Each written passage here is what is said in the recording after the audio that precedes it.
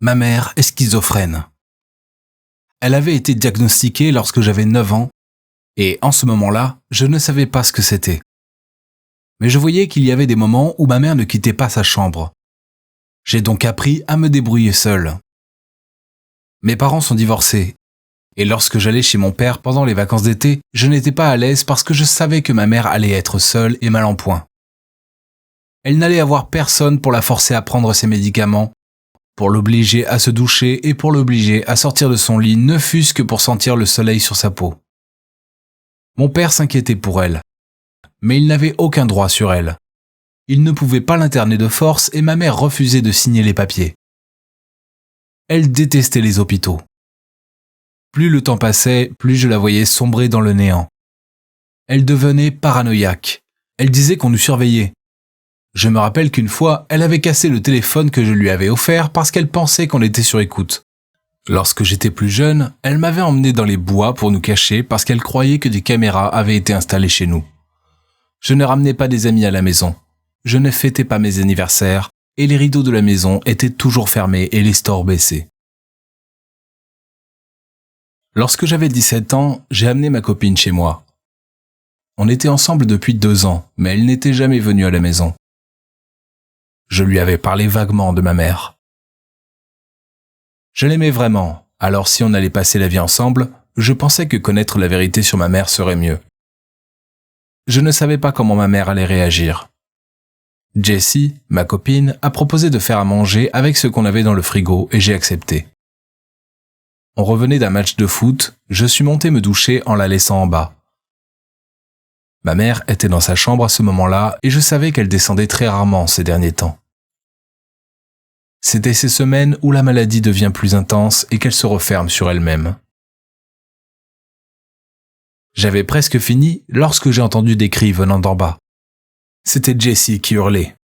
J'ai attrapé mon peignoir que j'ai enfilé en hâte et j'ai dévalé les marches 4 à 4 avec la mousse sur les cheveux. Lorsque j'ai franchi la porte de la cuisine, ma mère courait derrière Jessie brandissant un couteau et Jessie saignait. Lorsqu'elle m'a aperçu, elle a couru vers moi et s'est cachée derrière moi. Ma mère s'arrêta net en arrivant devant moi. Elle m'a donné le couteau en disant qu'elle avait surpris ma copine en train de voler dans notre cuisine et elle n'arrêtait pas de répéter que Jessie était malfaisante. Elle s'est mise à délirer complètement et à hurler dans toute la maison. C'était vraiment effrayant pour Jessie. Je crois qu'elle n'était pas vraiment préparée à ça. Lorsque je lui avais dit que ma mère était malade, je ne pense pas qu'elle s'attendait à ça. Se faire courser dans la cuisine de son copain, ça peut traumatiser n'importe qui. J'ai eu du mal à la calmer et à la faire comprendre que Jessie était ma copine. Qu'elle ne travaillait pas pour le gouvernement et qu'elle ne voulait aucun mal.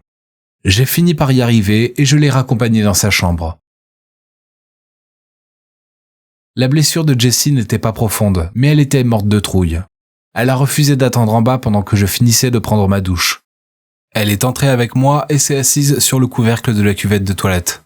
Et une fois sortie de la douche, j'ai pris une décision. Une fois que j'allais avoir 18 ans, j'internerai ma mère car je sais que c'est pour son bien. Elle aura accès à des soins en permanence et elle sera suivie par des spécialistes. Je sais que je vais devoir user de la force. Mais je suis convaincu que c'est ce qu'il y a de mieux à faire.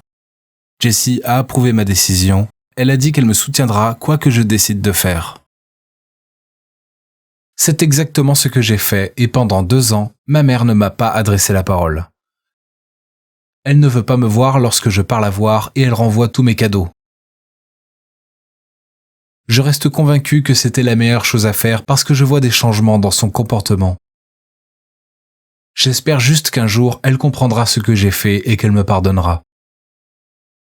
Mon père n'est jamais allé voir ma mère depuis qu'elle a été internée. Il essaye de vivre sa vie de son côté. J'ai l'impression qu'il l'a délaissée. Il disait que c'était l'amour de sa vie. Lorsque j'étais petit, mon père m'avait raconté que ma mère avait exigé que je reste avec elle. Elle ne voulait pas qu'il m'emmène avec lui malgré sa maladie. Mon père disait que j'étais la raison pour laquelle ma mère se réveillait chaque matin.